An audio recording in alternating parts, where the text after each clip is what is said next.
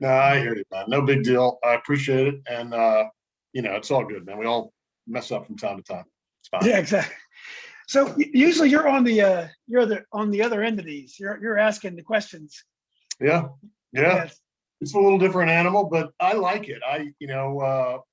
We've really gotten lucky with the podcast in terms of the guests we've been able to get, people we've been able to get. And, I've known Roy Williams for a long time, but never really more than on a cursory level. I interviewed him before all the Maryland, North Carolina games, but that's a 5-minute interview. To be able to sit with him for 45 minutes or so is kind of cool. Chris Beard, what an awesome guy he is from Texas Tech. He was great. I've known Izzo for a long time. He's always been, he wears it all on his sleeve. Very honest guy. You know what he's thinking. There's not a whole lot of mystery there. He's great with the press. In my modest coaching career, which is varsity, summer league, and AAU, I always try to have my teams defend like Izzo's teams defend. They, even if they're always like this in front of the refs and they're always in perfect position, always with a lot of contact with the upper body, but their legs are in perfect position. I always try to get I don't know if he still does that. He's also got a bunch of junkyard dogs that play for him, Yeah. So, he really recruits nicely to his scheme, to what he wants to do. Yeah, kids. I was actually talking to Kendall Hayes, Coach Hayes, a few weeks ago. He's the same way. He always had kids that fit his style perfectly. And yeah. I don't know, chicken or the egg, which came first. What's that? Well, I played against Kendall in high school. We're the same year.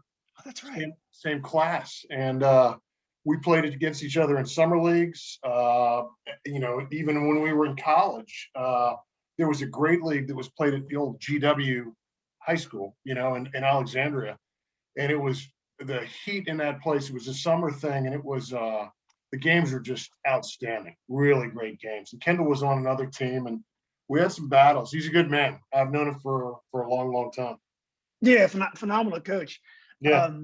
So you were a class of 75 at Woodson? 76. 76. And your brother Jeff was class of 77. 77. Okay. And you guys played a varsity year together?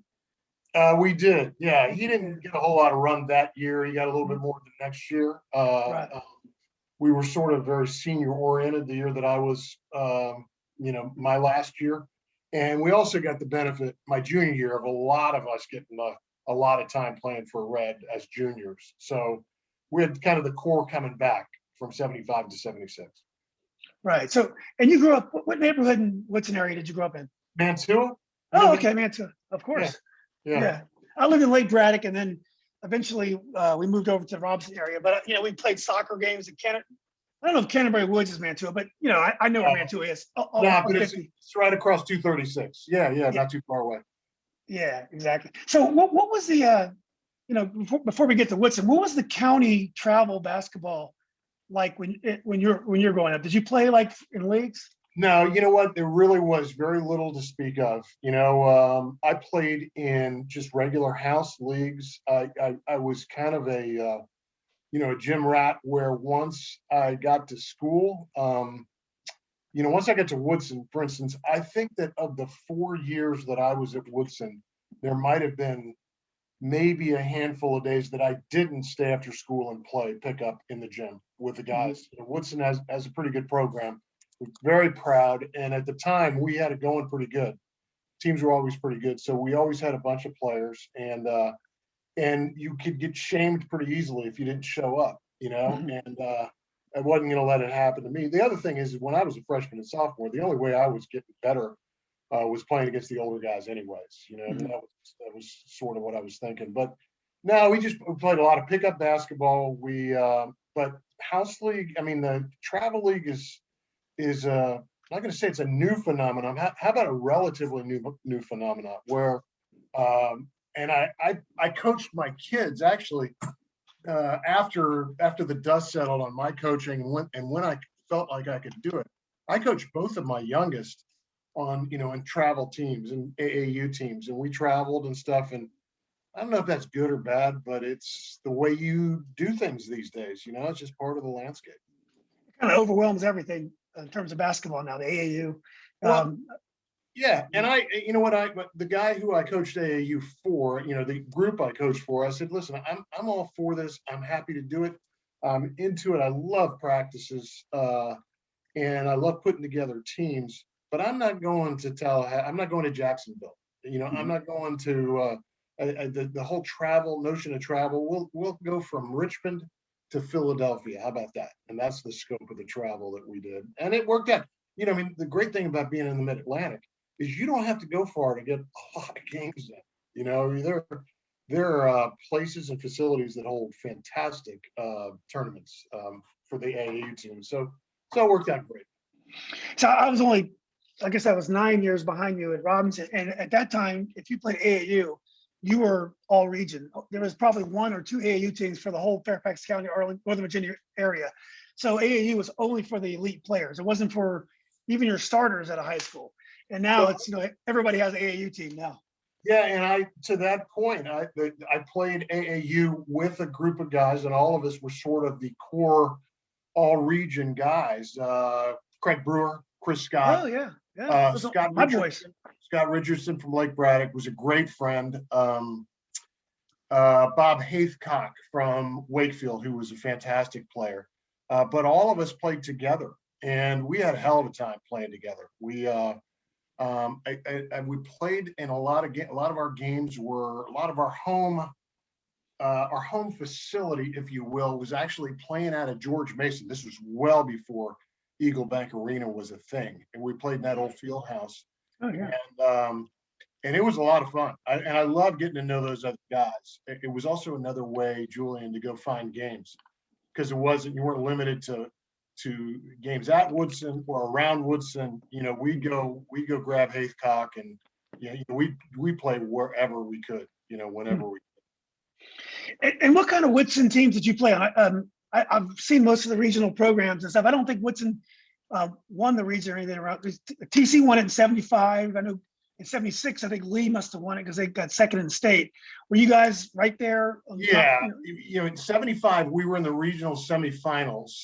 We had beaten in the first round of the regionals, we beat Madison, who was number one ranked in the post that year. They were number one in the whole post in the whole Yeah. Washington D.C. area. Yeah, they were 24-1, I think, something like that. And we beat them in the first round. That was when everything was run at Hayfield. And it's kind of interesting, I think one of the poll questions on your site was, what's your favorite away gym? And to this day, Hayfield is one of them, because I know if I'm playing at Hayfield, or I knew if I was playing at Hayfield, it was an important game. It was a regional game.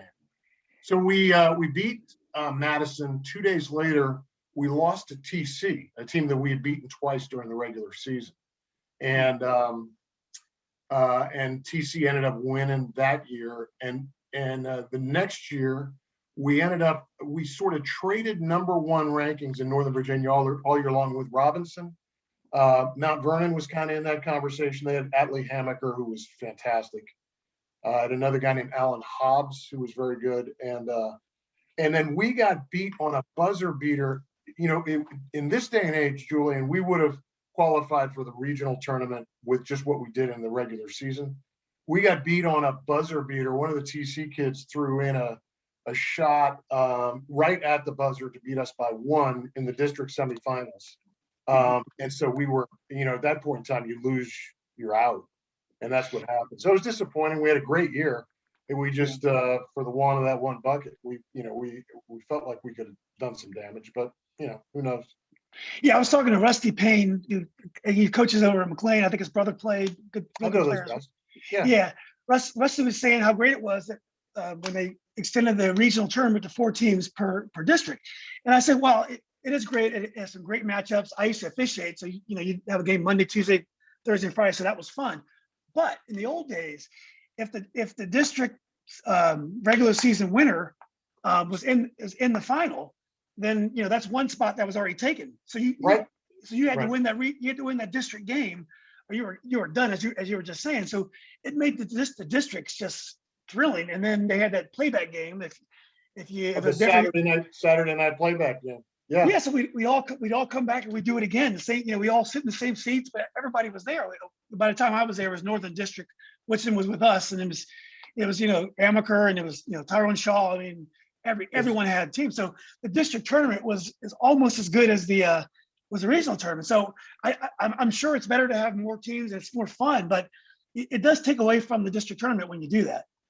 Yeah, it does. And, in retrospect, I don't really dwell on it. I try to be forward thinking as much as anything else. But, one of the things you learn in a situation like this is you can't take games off. You can't take plays off. That year we finished up, we split with Robinson. Both games were dogfights. We won by 1 at our place. It was a close game over at their place. And so we ended up, but we ended up losing they ended up being the first seed in the district tournament because we didn't show up one game at Lake Braddock. And Lake Braddock was a team we generally handled pretty well. We didn't show up and they kicked our asses all over the place. And so that ends up costing you instead of it's conceivably a number 1 seed. And there was a big difference between playing TC in those semifinals and playing, I think it might have been Annandale or somebody like that. Big difference. So, yeah. That's what happens, man. And I always, it's one of those lessons you take to heart. You feel the pain, still feel the pain of losing like that. I know, you never forget those high school losses stay with you. Yeah. So it sounds like your team wasn't really missing anything in particular. It just the breaks just didn't go your way. You guys could have very easily gone to the state tournament and maybe even competed. Yeah, we had 5 guys who averaged in double figures. I think I was the leading scorer about 18, but everybody averaged in double figures. 3 of the 5, actually 4 of the 5 starters played college basketball, so on some level. So yeah, we were good. We weren't great. We had a good team, it was kind of 5 guys and I can never, ever say enough about playing for Red, ever. Just not only was he a really good basketball coach, just a hell of a guy. And he's one of those guys that you love. Particularly at 16, 17 years old, that guy could tell a story like few guys ever. And his recall, it might be complete bullshit, but his recall is crazy. Like he'll remember. And it floored me the other day. He called me because I don't know if he's putting together something, but he was asking me a question about that 74, 75 team. And I thought, God, that's a question Red usually tells me the answer to. He's not good, but just tremendous guy. And it's to this day, pre-COVID, I was trying to get together with him every couple of weeks just because he's meant that much to me in my life. Yeah, and you were actually one of the players that actually lived in his district. He didn't recruit me, did he? No, you're already in Mantua. That is such a cheap shot, man. That's unbelievable. No, I love Coach. I love Coach Jenkins. Yeah, it's funny because I think on the girls' side in particular, you hear a lot of rumblings about so and so should go on there and so and so. I don't think people on the boys' side care that much. I know there was some trouble at Mount Vernon at some point, but generally the players don't care.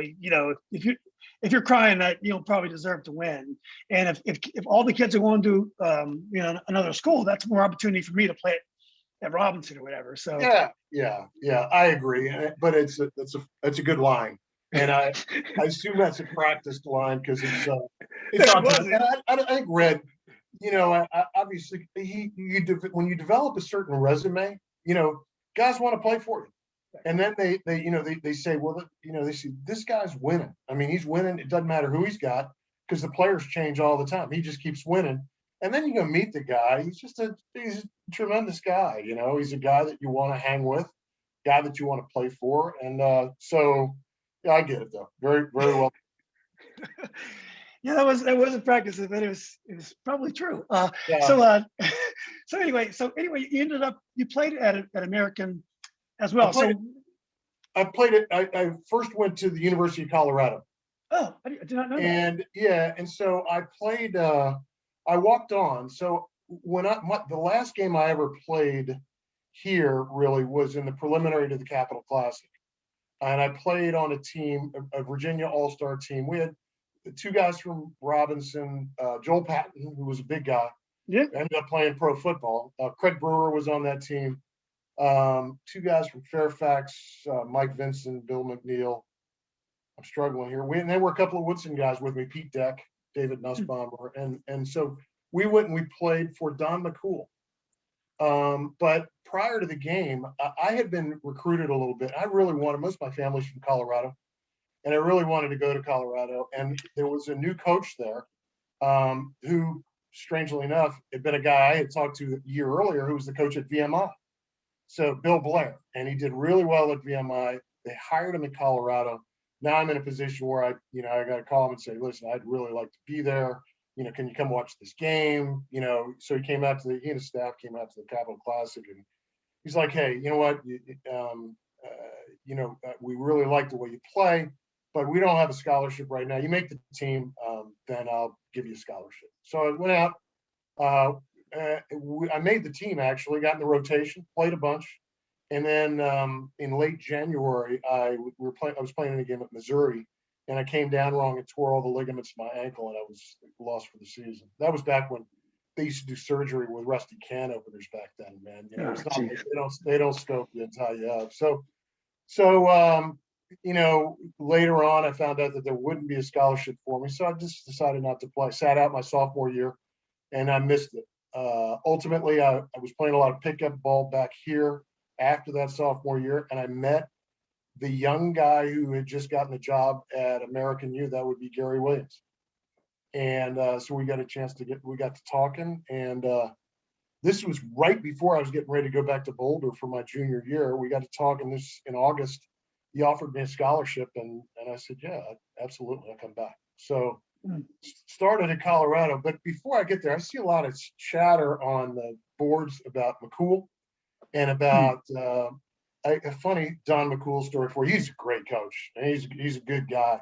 He coached the team, this all-star team, with a guy named Jim Vandell.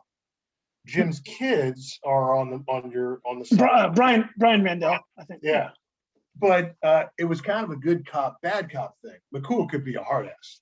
Anybody who ever played for him would tell you that, but he's a good guy.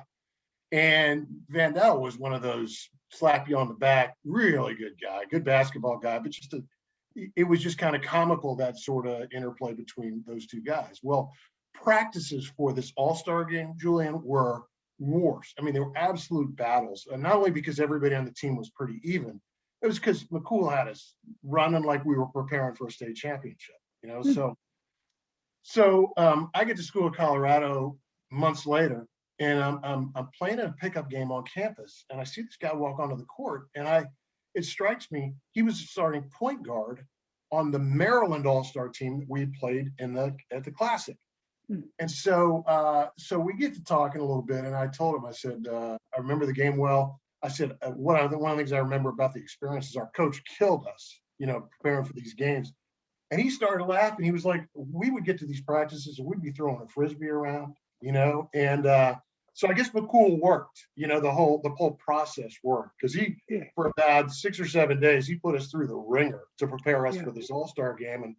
And we ended up winning that game, played one other game as a preliminary to a sort of a Russian travel team had come in, but both were at Capitol Center, the old Capitol Center. It was a great experience.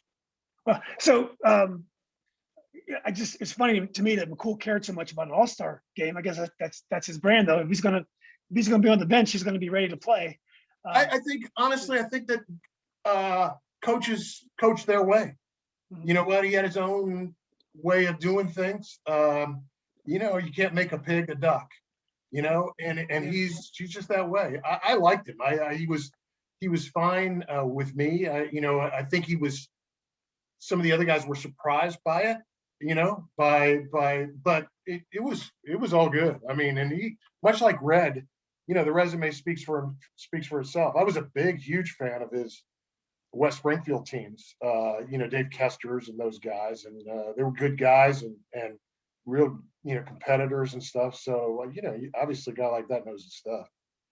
Yeah. I mean, he's an incredible coach. I played against his teams, and I felt like they were already guarding you when you got off the bus, they just defend like crazy. They're great. They're in great shape, and they'll jump through fires for the guy. I mean, they love, somehow it gets them to play really, really hard.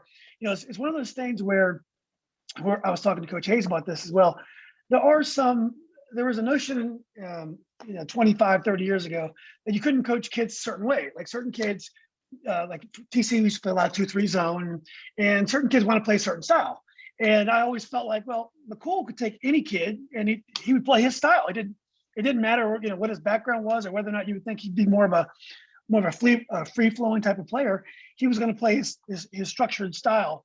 And I mean, they have fun when they play, but they played hard. They played defense, and it was complicated. I mean, they had rotations and stuff that they're very hard to see coming. So they were prepared. There was a great football coach back in that day, back in that era. His name was Hayden Fry, who coached at Iowa. And his expression about great coaches, somebody asked him what makes a great coach, and he said, he can take his and beat yours, and he can take yours and beat his. And McCool's kind of that way. I think Red could be that way too. I mean, it's just great coaches are timeless, and you're right. To the point about McCool, I felt like he was putting in a lot of the same stuff. X's and O's wise, and certainly defensively for an all-star game that he was coaching in high school. So, but it was a great experience, nevertheless. Was it tough for you to leave Colorado? Because I'm sure it's beautiful out there to come back. I mean, DC's awesome too, but was it tough to leave Colorado? Yeah, it was, because you're in college for a couple of years. You finally you develop a completely new set of friends, and it was also one of those things where I accepted the scholarship. I told Gary it was like literally August 10th. I was getting ready to go back to Boulder in another 2 or 3 weeks, so I have to call the guys I'm supposed to be living with. And and tell them, what, you're going to have to find a roommate. It was just there was a lot of upheaval, but I wanted to play again, and I wanted to. My parents were on the cusp of leaving here and moving out west, so it wasn't really the whole thing wasn't to come back and hang with family or anything like that. I just wanted to play, and as good as intramurals was, I love the pickup games in Colorado against a lot of the football players and stuff, but it's not like being in a game. It's not like being in a real college game, a real D1 game. And you only have that limited window of opportunity to play in those games. Yeah. So Gary Williams offered you a scholarship at American. So you went from, being the king of the intramurals to all of a sudden you're I guess it was probably ECAC back then, or it was it was the East Coast Conference, and it was a good league. Temple, LaSalle, those were the two kind of the big dogs in there. It also had Delaware, Drexel, Hofstra, St. Joe's. St. Joe's was very good back in the day. So those Philly schools, St. Joe's, LaSalle, Temple, those were the ones that you had to deal with. My last year at AU, we went through the regular season undefeated in that league, #1 seed in the tournament. And the cool byproduct of playing in that league was all the tournament games were at the Palestra. So, the single greatest venue, even better than Cameron. But I think it's the best venue in college sports. So we played, and in that last year, like I said, we were undefeated in the league. We got to the league finals. We had the shot to beat St. Joe's on the last possession of the game. Didn't make the shot. St. Joe's wins by 1, and then St. Joe's the next week, as one of the lower seeds in the NCAA, goes and beats the number one DePaul, Mark Aguirre's DePaul, in their very next game. So we were in good company. We had a really good team. We set an AU record that year. I think we were 24-5 or something like that. And we had a good run with it. And it was a bunch of good guys. We were all very close. You had a swing man that averaged like 25 or so. Who was that guy? You had a big score. We had a guy named Boo Bowers, who was one of the all-time leading scorers at the school. Boo, that year though, Boo got hurt in the 8th game of the season.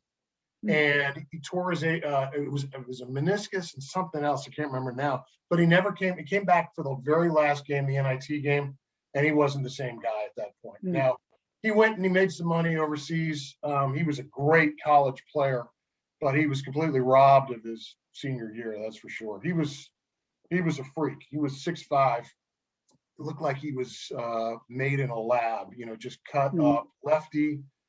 Could shoot the ball, could elevate like you couldn't believe. And he was a great college player. But when he went out, we sort of all banded together. It was a different team, but it was a different group, but a better team, if that makes sense. Yeah. It was an exciting time in DC college basketball because Georgetown was not dominant yet. Georgetown was going to be dominant. They had some great players, but George Washington and Georgetown were a big rivalry. It was never a given that Georgetown was going to beat them. American was right there with Gary Williams. Obviously Maryland was a national program, but it was a wide open era of DC basketball. What do you say? Yes and no. It certainly was. When I was graduating high school, that was very much the case. But the best players on the All Met team that year, in the post, two of the best players were John Duran and Craig Shelton. Oh, is that right? Both of those guys went from Dunbar right to Georgetown, and they completely changed Georgetown at that point. They did. Yeah. Georgetown went from, being a program, on the rise in 75, 76 to being there. And, there was just those guys just elevated the program in a huge way. So by that year I'm talking about 80, 81, Georgetown had ascended. And they were certainly, in fact, one of the great stories, and I was there for it. People always wonder, for a long time, John Thompson and Lefty Driesell had some issues with one another. And imagine that with John Thompson. Well, you don't need me to tell you exactly what they said to each other, but we were playing in a tournament at the old DC Armory, which is down right by RFK Stadium. Beautiful building. It was a doubleheader. AU played Navy, and the second game was Georgetown against Maryland. Now, this was Georgetown on the rise. They hadn't quite gotten there, and these were very good Maryland teams, late 70s. And so I think the game was closer than Lefty thought it was going to be. And John and Lefty had words at half court. And John addressed everybody, and even his best friends, in a certain way. And it starts with an M and it ends with an R. And he did it to Lefty. And I don't think the left-hander was used to that, And so they had words at half court of that game. It was at the Armory. I want to say it was 1979. And then for years, those programs wouldn't play each other. That's right. They wouldn't play each other. And so, but Georgetown's, people assume it was kind of meteoric, but John built that from the ground up, and it took a while, but man, once he got it going in a big way. Right. And was the young Gary Williams of those days, was he much different than the Gary Williams we got to know at University of Maryland 20 years ago? Fire-breathing dragon that is Gary Williams. And so it's weird. It was weird for me because having played for a very paternalistic high school coach, Gary's not a warm fuzzy guy, which is fine. I consider him a great friend to this day, and I think we're very, very close still. But he's made differently, and he is the single greatest competitor I've ever seen. A player, coach, anything. It's just crazy how driven he is, and I can't imagine when he played for Maryland as a point guard in the 60s. Can't imagine what he was like to deal with as a player. Because as a coach, he's just he's so focused and really so single-minded. And I knew when I was playing for him, he was a guy who could see things 2 or 3 plays ahead. It was pretty remarkable. And he also had the capability of understanding everybody's role on the court. And if one guy, had his feet out of place on one possession, he'd call you out on that. It's amazing how he was able to take it all in, and he left no stone unturned and no body unbruised. He would get after stars. He would get after support guys. He'd raise hell if you were, if you weren't into it on the bench. It was just as a coach, he had it all together. And you had 2 years under Coach Williams? 2, but I sat out a year. Back in the day, you had to sit out that year residency. So when I transferred from Colorado that first year, I sat out, and then I played 2 years for him. Yeah. Okay. And then did you were you a starter at American? Did you play? I was a starter as a junior, and then as a senior, no, I came off the bench. We had some guys come into the program, a couple of transfers who were really, really great players. And So I started a bunch as a junior, not so much as a senior. Right. So what was the next step for you? So you finished college, and you love basketball. Did you know right away you were going to be a basketball coach, or did you? What happened next? Well, I talked to Gary about being a grad assistant, and he was into it, and I had it all worked out. And then what happened was Gary Gary worked shortly thereafter. Gary decided that he was going to take the job up at Boston College. He'd gotten AU to the point where they had had 3 straight seasons of 20 plus wins, and he had it rolling. And he got offered the job at BC. So he took the job at BC. Now his assistant coach, Eddie Tapscott, at AU, got elevated to be the head coach. The other assistant, Fran Dunphy, who ended up being wildly successful at Temple and at Penn as the head coach, and is now the AD at Temple. Fran got elevated to that first assistant's job, and so I went in and I was talking to Tap about being a grad assistant, and so we got kind of down the road, and he said, the job doesn't pay a whole lot of money. Why wouldn't you consider, coming on board as a full-time assistant? And so he interviewed a bunch of guys, and it came down to me and John Calipari. And boy, did Tap fuck that up. And I still, when I see John, when I see Cal, we still laugh about it. We got to kind of comparing notes that the next summer we were up at 5-star together, and we got to kind of comparing notes. I forgot where John may have ended up going to be a grad assistant at Kansas, maybe at that point. But and I don't know that he would have taken the job even if Tap had offered it to him. But obviously, I'm forever grateful to, might be the only thing I ever beat Cal at ever. So, was he coming off a college career as well, Calipari? Calipari had played at UNC Wilmington, and he's a point guard at Wilmington, and he was a pretty good player, and I don't see back then. Wilmington was kind of off our radar. That was a Southern League, and we were kind of at AU, we were East Coast Conference. And then when I started coaching, to your question, it became the ECAC, which is where we competed at AU when I was started as an assistant coach, and that became the Colonial, the CAA that exists now. Yeah, I used to, as a kid, as a high school student, I saw some great AU games against George Mason, and I think by then, maybe it was my college years. I was coming home, but by then it was a great conference. Richmond teams were awesome in that conference as well. Richmond, Old Dominion was in there. That's right, Madison.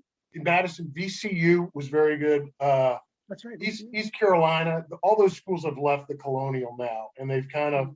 They brought in Towson and Elon, and so it's not quite the Colonial it once was, but it still exists, which in this day and age is saying something.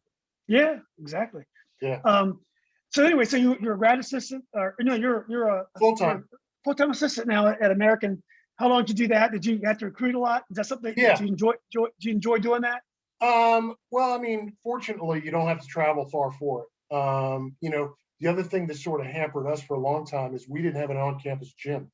We played at the old Fort Myer, which is across the Key Bridge, and so we had to travel for home games, which is nuts, but it is what it is. And so ultimately, Bender Arena opened in January of '87, I think is what it was. So we played half the season in there, and that sort of changed the game a little bit for us recruiting wise. You could get involved with a little better player, but we were fortunate too that you exist in this Washington, D.C., this metropolitan area for about a 100-mile stretch is as good as high school basketball gets. And there are a lot of players. We recruited PG County really hard. And we just, we tried to get lucky in terms of guys who wanted to get better, wanted to develop. And for the most part, it was slow going. Once Gary left, we had a really good team that first year. And we beat Georgetown. Georgetown was ranked 5th in the country, or 3rd maybe. But at any rate, Georgetown was coming off of a huge game. They played a made-for-TV game, Patrick Ewing against Ralph Sampson at UVA. And so they played this huge game, and then we got Georgetown on the heels of that 2 nights later. That's perfect. They clearly were not ready to play. So we're up 41-24 at half in that game. We're up 17 against Georgetown. And now you know what's coming. Now it's going to be 20 minutes of complete misery. Gene Smith, spitting at you and just point. He's the best defensive point guard I think I ever saw. And they're such a great team. And we ended up, holding on and winning that game. So that year we had a really good nucleus, very, very good team. We won over 20. And then guys left, guys just graduated. And so we had to restart from there. And it took a while, but we got it going a little bit. And, Tap was a great guy to work for. We had some really good players in the program, and the league, as you mentioned, you had to be pretty good in that league because it was pretty unforgiving on a mid-major level. Who was on that American team that beat Georgetown? Who was the leading scorer on that team?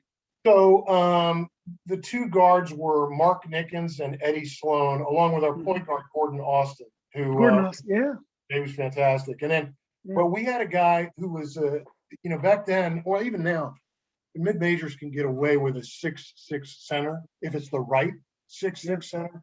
And we had a guy who was just an animal named Juan Jones, and he was outstanding. Man, was he good. And he was able to keep Ewing a little bit away from the basket. He eliminated easy baskets, where Georgetown would just throw it up to the rim and Patrick would go get it. And so that was a part of it. But again, this was also pre-shot clock, just before the shot clock and pre-3-point line. So we could actually, in the second half, you could take the air out of the ball on a bunch of possessions, which is what we tried to do.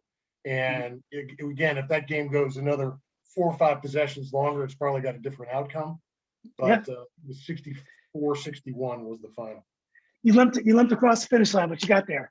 I was talking with Frank Smith, former Mount Vernon coach ODU and stuff, the other day, and he was, those big losses stay with us. And he was talking about the loss they had at the state tournament to Pulaski and his former middle school teammate.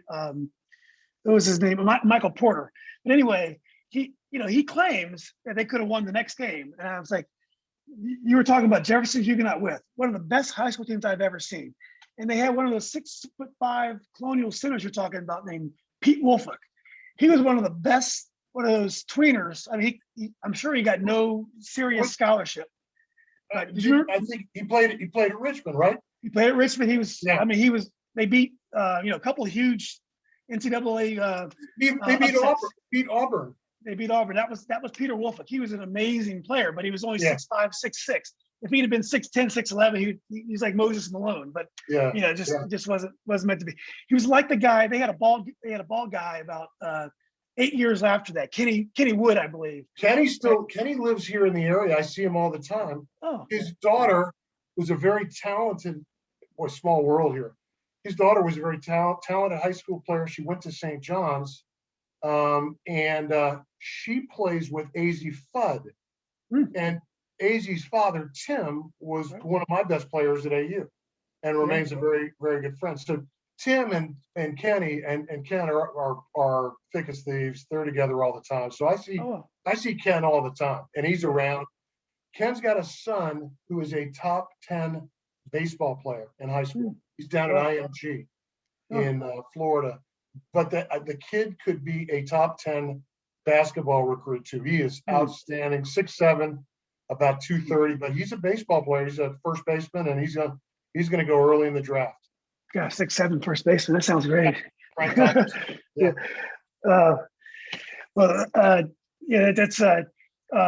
great. So you became from the assistant coaching job. How long did you do that, and how long did it take you to become the head coach? Well, I did it for 8 years with Tap, and then Tap, we lost. It's funny what you said about Frank, and I totally agree with that. The losses hurt more than the wins feel good, which is a shame, but maybe that's human nature. But Tap had the job for 8 years. The last game we played in the semifinals of the CAA. It was us against Richmond. Richmond had Curtis Blair, Kenny Atkinson. They were really good. And we lost the game in double overtime on one of the more flukish plays I've ever seen. And Curtis ended up winning the game. And I love Curtis. I still see Curtis regularly. Curtis is now an NBA official. Oh, that's right. Yeah. Yeah. And so Tap after the game said to me, I can't do this anymore. And I said, and I thought to myself, that's spoken like a guy at the end of the year. You know, he's just had enough. It was an exhausting year, and thinking, yeah, you know, he'll be thinking differently on Monday. And came back in on Monday, and he said, I'm done. I'm not doing this anymore. And he said, I recommended to the AD that you get this job, and you know, let me know what I can do to make it work. And so. So I had conversations with the AD over the course of the next couple of days about kind of the thoughts about vision for the program and what I thought and where the help was needed, and you know, that kind of thing. And so I got you know, ultimately I got named to the job in, I guess, late March of '90, something like that. I think that's what it was. Great. And so was that like a dream to be a Division I head coach, or did you see it at the time as a stepping stone, or what was your frame of mind? I think you always, I mean, it's always special to work at your alma mater. That's part of it. Mm-hmm. The other part is you know, I mean, if you dream of being a coach, the dream involves coaching at Kentucky, North Carolina. You know, I mean, if you're going to dream big. And so, you know, and I guess to answer your question about the stepping stone, I guess that's what you think, you know, that it was, you know, that maybe it could be, but ultimately, you know, it was what it was. It was a great run. I enjoyed doing it. I had great kids, tremendous guys. You know, ultimately, you remember kind of the ones that got away. You remember, you know, the tough losses that you had in critical situations, and you know, but it was one of those things that makes you better at the end of the day. I was the head coach for 7 years until '97. And, you know, I enjoyed every day. I had great assistant coaches, I had great kids, guys that I enjoyed playing with. And most of them I still speak with today. I speak with them. I'm not sure if all of them are speaking to me, but I try to reach out to them. Only the ones that got playing time.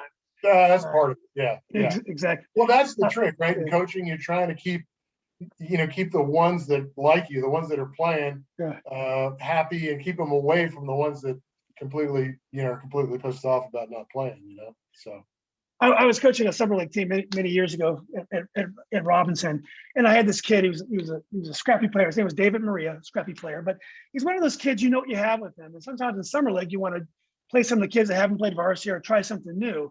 So I probably didn't play him as much as he thought. He ended up being a starter for Charlie, for Coach Thompson. So I became friends with his sister. Many years later, I was trying to get business off her. I sell to law firms. And so I didn't know her at Robinson. She was younger than me. And we started talking. She goes, yeah, my brother really doesn't like you. I'm like, your brother doesn't like me. Why would David not like me? He says, you never gave him a chance in summer league. So, you know, this is a varsity summer league, you know, 1988, 89. Yeah. And I did play him, but you know, you're trying new things. And I was basically doing what Charlie, you know, Coach Thompson told me to do. I wasn't making a lot of executive decisions there. But it just goes to show you that those decisions that you make, the kids don't forget those decisions, even the ones that forgive you. Yeah, those are Wonder Bread years too, where they're very formative years. And so sometimes when a kid makes a decision or judgment about you, it's pretty long lasting. You know, it's one it's hard to get around that one, for sure. Yeah, most of my kids that communicate with me always tell me great stories of how I've done some things for them. And some of it may be BS, but it makes you feel good. But the reality is, it can't go well for everybody. Right? Exactly. The laws of probability take over. You know, when you got 12 guys, there's probably going to be somebody who's unhappy with it. Yeah, exactly. So let's talk about some of your great players. So you were talking about Tim Fudd before. Tim's a guy that I knew from afar because he was a great player at Chantilly. You know, played under Martino, awesome coach, and his team made runs into the state tournament. But when you looked at him, I never thought of him as a Division I player. I was a big fan of his game. He seemed he wasn't very big up top. I remember he he just seemed like a cagey player that somehow gets it done. And I was amazed and very happy for him because I was a fan of the player. I was amazed at how well he did at the next level. I mean, I think he averaged 19 a game at Well, American he scored 1,500 points, in the uniform. He was all conference. And he got to the point, Julian, where his game evolved so much that I remember when I recruited him to redshirt him his freshman year because I didn't think he was ready either.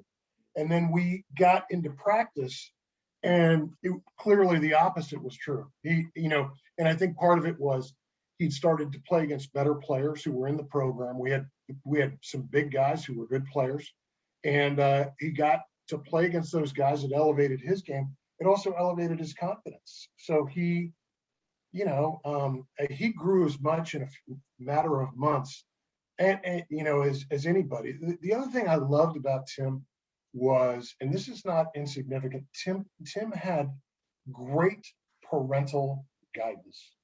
His mother was, God rest her soul, she was phenomenal, and she was so supportive. She was no bullshit. And she would ride herd on Tim, and to the point where it was a little comical, but the fact that she was as involved in his life made him really attractive for me to recruit. He never left you wanting for effort, and to me it was kind of a no-brainer.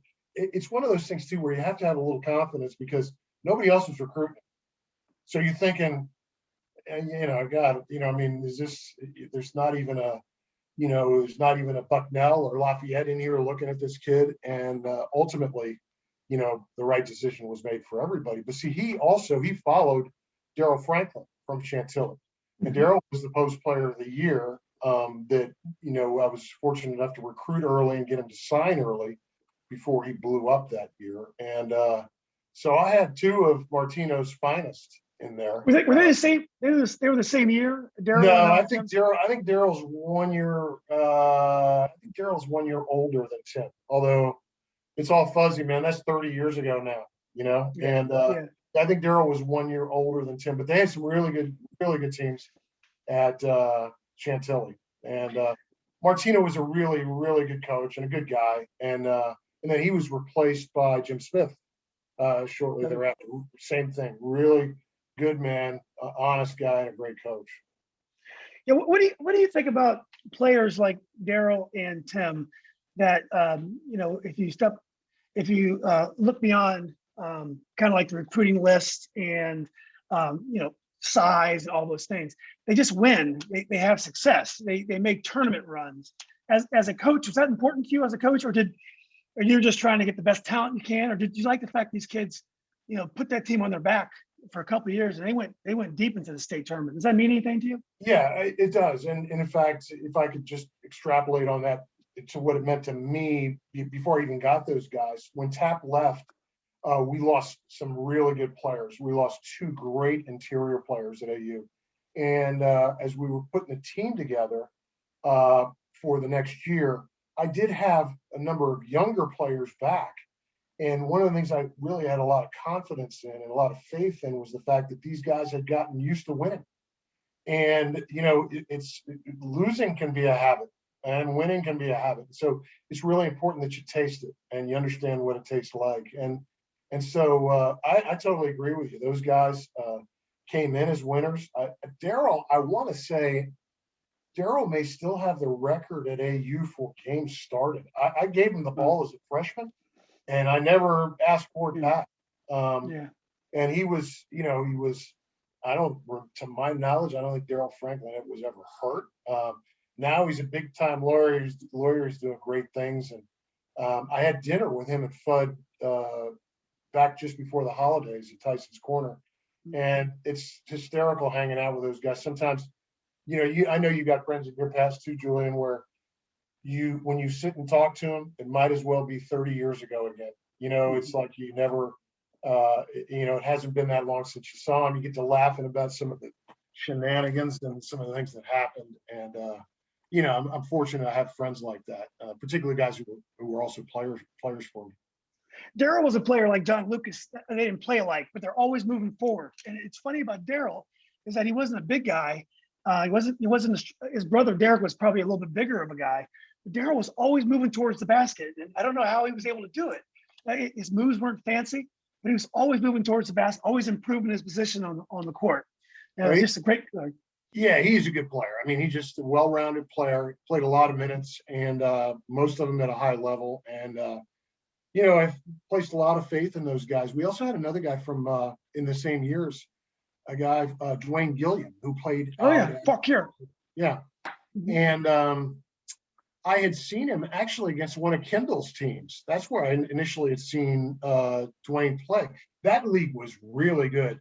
The year I saw him play against Kendall, that conference, and there were some players out there. And Dwayne was rugged and athletic and very, very good defensive player. And in fact, later on in Dwayne's career, we had something happen. And, sometimes you have to retool on the fly. You can't be wed to what you've got going on. We had sort of built everything around Tim going into his junior year. He had a huge sophomore year. He was the focal point of what we were doing offensively. And in like the second game of the year, we're playing out in a tournament at Colorado State. Tim goes down awkwardly. And he kept playing, but he clearly wasn't the same player. It turns out he'd broken his kneecap, out for the season.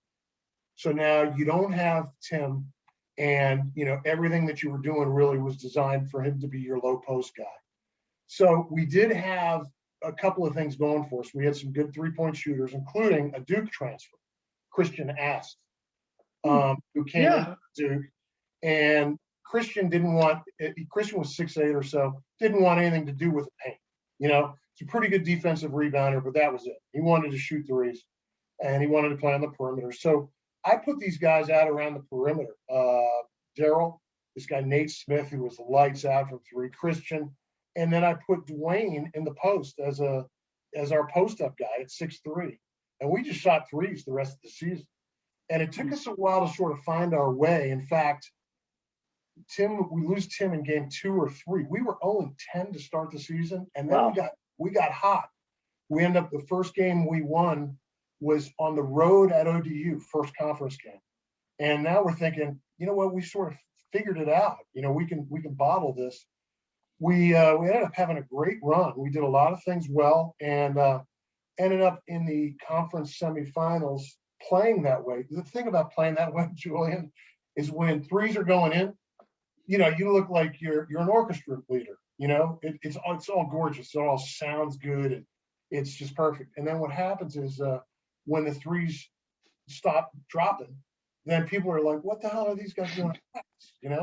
So you sort of live with it and die with it, live by it, die by it. So we're playing in the conference semifinals against ODU, Odell Hodge, really P.D. Sessom's really good teams.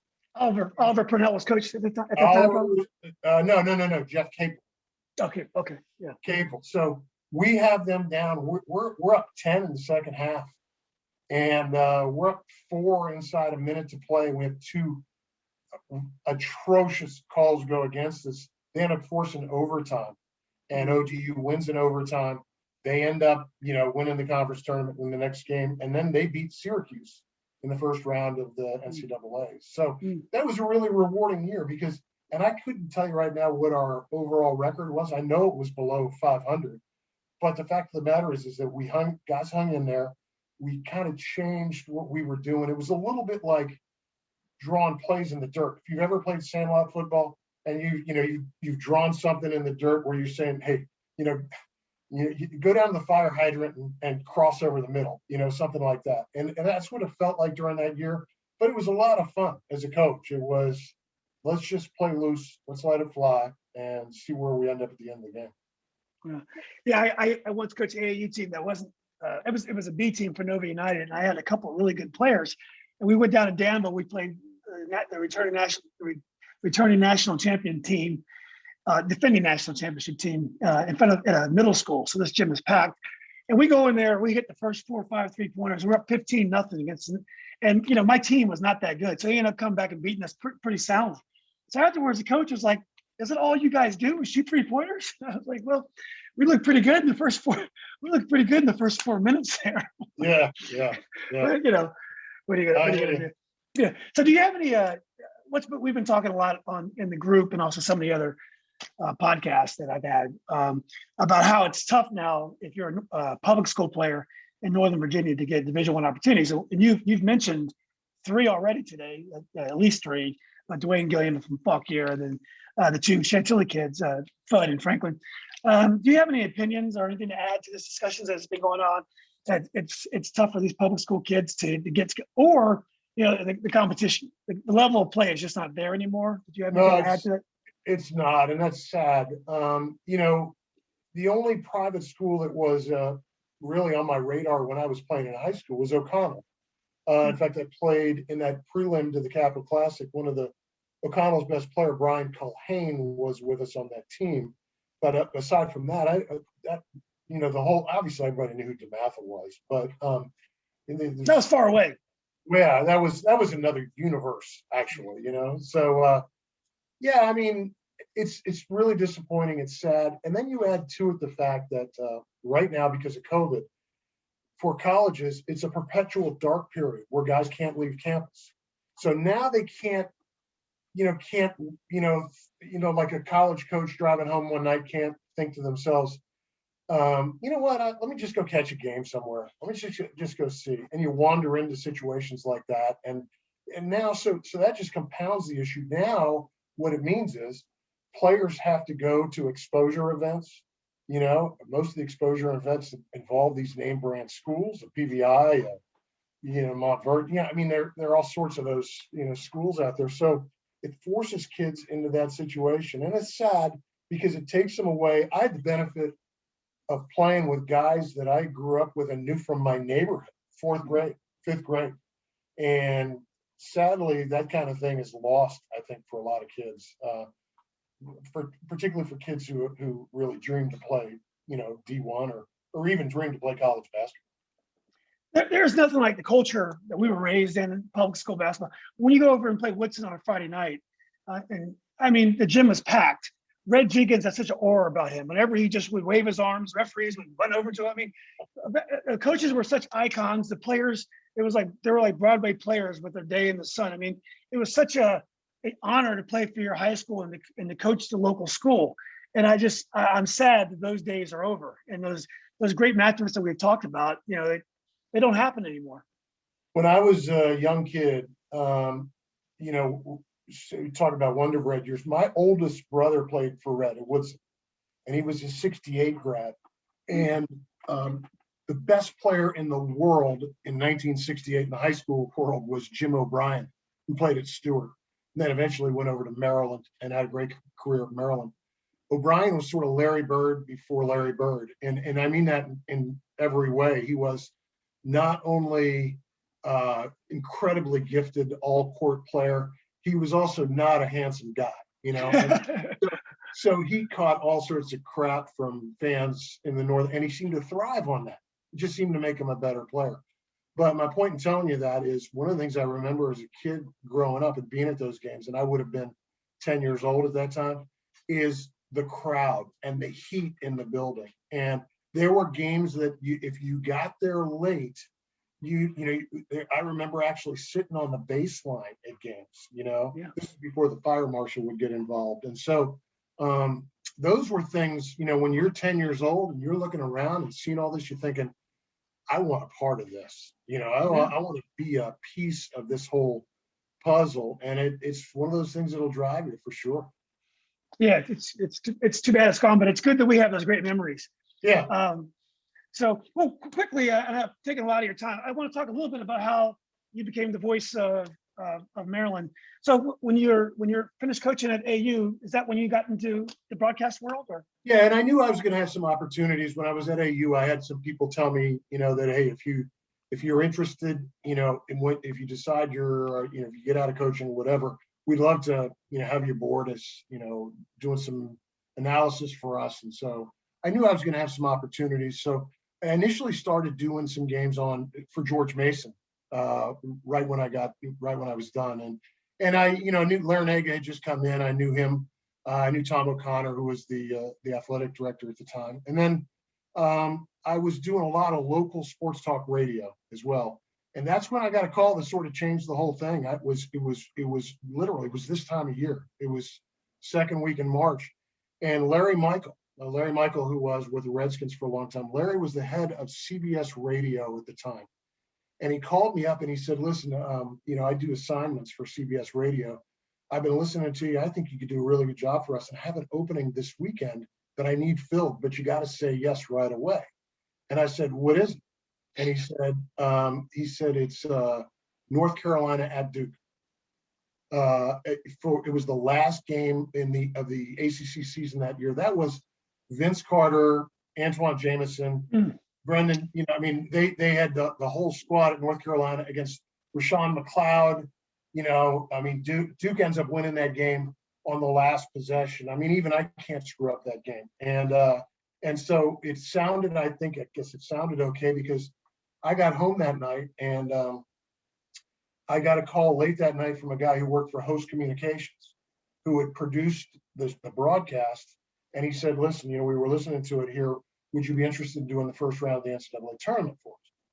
And so I went from doing George Mason games 2 weeks earlier, and now I get invited to do the first round of the tournament. So I go to Lexington and I'm doing the first round of the tournament. I get introduced to my stat guy. His name is Jim Host, the owner of Host Communications. So we get to strike up this conversation and stuff. We hung out for the weekend. I got home that Sunday night. I get a call at 11 o'clock that Sunday night from one of the guys at Host. Would you be interested in doing the Sweet 16 games from Petersburg, Florida? So I said, I'm not doing anything, but I can get out of it, that kind of a thing. Hell yeah, I'll be there. I went to St. Petersburg. And then after that, sort of the world opened up for me. I was doing games for CBS, and I was doing, I was doing a bunch of games. I was doing the Ivy League game of the week for DirecTV. I had a bunch of things that I had going on, and doing games from the old Home Team Sports. Yeah, awesome. Sort of, Comcast Sportsnet and then NBC Sports Washington. So I was doing a bunch of games, but I got great advice one time from a friend of mine, Doc Walker, who's been on local radio and TV forever. And he was, he was not a mentor, but a guy that I ran a lot of things past. And he was telling me once, he said, it's all really cool, all the stuff that you got cobbled together, but the greatest thing you can ever do is to be associated with a team, to be a part of a team. And he said, you know what it's like. You were a player, you were a coach. Right now you're just a mercenary. And I thought, I kind of like being a mercenary, but his point was well made and well taken. And then so I got offered the opportunity to do the Maryland game the next year, which meant I had to give up some of the other things. But I grew up with 3 channels on TV here. Maryland was on twice a week, and I grew up a Maryland fan. And I, that was always a big part of my. Even when I was coaching at the CAA, Lefty was at Madison. I would sit at league meetings and hear Lefty go on and on about being in College Park and stories about Maryland. So I'm, when I got offered the job, I'm thinking, I'm absolutely, I'm all aboard. Well, it's a much different thing. You can just listen to on Sirius Radio when they have the Redskins feed and the Vikings feed. It's a very different interpretation of the same event. So when you're broadcasting from Maryland, there's an expectation that you want Maryland to win. I mean, you're part of the team, as you said before, and you go there. When you don't have a dog in the fight, you're just trying to describe the game in an unbiased way. So, do you prefer that, or? Well, over time, that becomes impossible, Julian. When the check that you get on a monthly basis has a Maryland logo on it, it becomes a little hard, and that will engender some loyalty. Yeah. What I try to do, I just try to be honest. I understand. I mean, at least the way I perceive it. I may be wrong. I have 2 different types of people who are listening. One are people who are in their cars, they're going from point A to point B, and it might be the majority of them. Anymore, I get a lot of people who tell me that they basically sync up the Maryland broadcast. They don't want to hear Vitale, or they don't want to hear whomever. They want to hear the home guys. They want homers, They want to hear Johnny and Chris, and so they'll sync up the broadcast. And so I can't not be critical if the situation, calls for it. It's just because people are watching. People will know if I'm BSing anyway. So I try to be, try not to be hypercritical. As a coach, that's kind of your nature. You overanalyze things. I watch way too much tape as a coach, and so you get way too analytical. People don't want that either. So try to have fun with it, and you try to sort of paint the picture as much as anything else. Did you have any? Obviously you do a tremendous job, and you had a meteoric rise within the industry. Did you have to study it, or did you just get on the microphone and just start yapping? I mean, did you have any guys that you'd like to study, and you wanted to, I wanted to, have a style like him? No, I mean, I think it's a little bit like coaching. You are who you are. But, people say, how did you study for it? I studied for 15 years as a D1 coach. That's how I studied for it. And so, again, I don't, the one thing I never wanted to be was somebody who, I think people want to be entertained. I don't think they want necessarily to know, hey, you know what? I saw that play ran by that was developed by Brad Stevens. Butler ran it, the Celtics run. I don't think people want that depth of drill down in their basketball, in their basketball cereal. I think they just want to occasionally take a spoonful, enjoy it, have fun with it. That's all I do. I know who I didn't want to be, and I'll just leave it at that. There wasn't anybody that I really wanted to be like. So. And the podcast is just the natural extension. This is they're so common, and people are working out with things in their ears now, and so it's just a good place for you to get folks together and yap about basketball. Yeah, and because of what I've been doing for the last 20, well, actually more than that, 30 plus years, and because of the fact I'm with Gary Williams on the podcast, we get a wide range of guests. When I called Roy Williams and Tom Izzo and Chris Beard, what I tell them, Julian, is this. I tell them, this is not meet the press. I'm not looking to break a story. What I'm looking for I'm looking for guys who will shoot the shit, tell some stories, and have some fun with it. And that's exactly what they do. So the other thing I try to do is if I'm preparing, and it's my show, so I'm the one asking the questions. I want to ask questions I don't know the answers to. I've known these guys, most of them, for a while, and so I some of the obvious questions. I want to know something that it selfishly interests me. That I think other people. I mean, Roy Williams is such a known commodity. That old Roy thing, and everybody knows Uzzo and his act on the sidelines and all that stuff. So I try and get to a certain different level that's intriguing to me. Well, I think it comes across as authentic. I listened to the one with Tommy Amaker, and I think if you approach it that way, it's going to be more enjoyable when you go to all the the canned questions. It is going to drag. So for sure. Yeah. So, well, anyway, Coach, look, I want to thanks for doing this. You've been a great member of our group. We started this thing just kind of throwing things on a Facebook group just because our Facebook friends were getting pissed off when we posted publicly. And it was amazing how many big names, got involved and really had the same kind of passion for those old basketball stories and stars. So I really appreciate you not just doing this interview, but also being involved with their group. That pool that day with David Taylor at Hofstra, when you said that name, and I know now you probably played against him now because he was in the same conference. And he was great. Yeah. Yeah, and he was the nicest guy. He begged to be in that picture. So it was a picture of Steve Shepard, Larry Curtis, he's big, John Lucas. And this guy, he wasn't even my counselor. He said, "Can I be in your picture?" And I was like, "Sure." So he was trying to be with the star players. He was a young guy. And so when I did the research, I couldn't find him because I had figured he was as old as the guys Shepard and Curtis. But no, he was going into his freshman year that year. So I wouldn't have.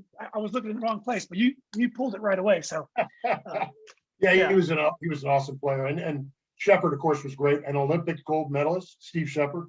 Is that right? Yeah, and he was a great player. And I'll leave you with this, Julian. It's amazing at Maryland. All these guys come back, and I'm sitting there shooting the breeze and talking with Mo Howard or Tom McMillan, or, you know, Adrian Branch, those guys. And I eventually got a chance to coach Adrian on some travel stuff that I was involved with, which was fun. But I always think to myself, as a kid, you know, I went over there, tried to get in some of the counselors' games with Mo Howard, Brad Davis, and John Lucas, tried. And now I'm talking to them about, about anything in the world, you know, and it's pretty cool. It's one of those childhood dreams come true for sure. Yeah, they had a real aura about the Maryland basketball in the 70s. Those guys, those are my heroes too. Because as you said, we didn't have quite as many options to watch college basketball back then as we have now. Yeah, ACC had 8 teams, and Maryland seemed to be on all the time. You know. Yeah, and it wasn't until the Big East started appearing on ESPN, almost I guess mid '80s, where things kind of changed, and we had many more options to watch. Yeah. Well, ESPN, all they had at the time was Australian rules football, and then the ESPN and the Big East it was a confluence. Those things kind of hit together at the same time in these major media metropolises, you know, Boston, New York, Washington, Philly, and bam, you know, it was huge. Yeah, it was transformational. Not just basketball, but for sports in general. That Big East ESPN marriage. Yeah, so, for sure. Yeah. Anyway, Coach, look, thanks again for doing this, and I hope you'll continue to participate in our group. And if you ever want to post your links to your podcast and stuff, obviously we'd love to hear about them. Sometimes it's easy to get distracted about what's out there, but I mean, your content is amazing. So we'd love to hear about them. I appreciate it, Jordan. Thanks for having me, and keep up the good work. The site is great. The page is fantastic. Oh, well, thanks for saying that, Coach.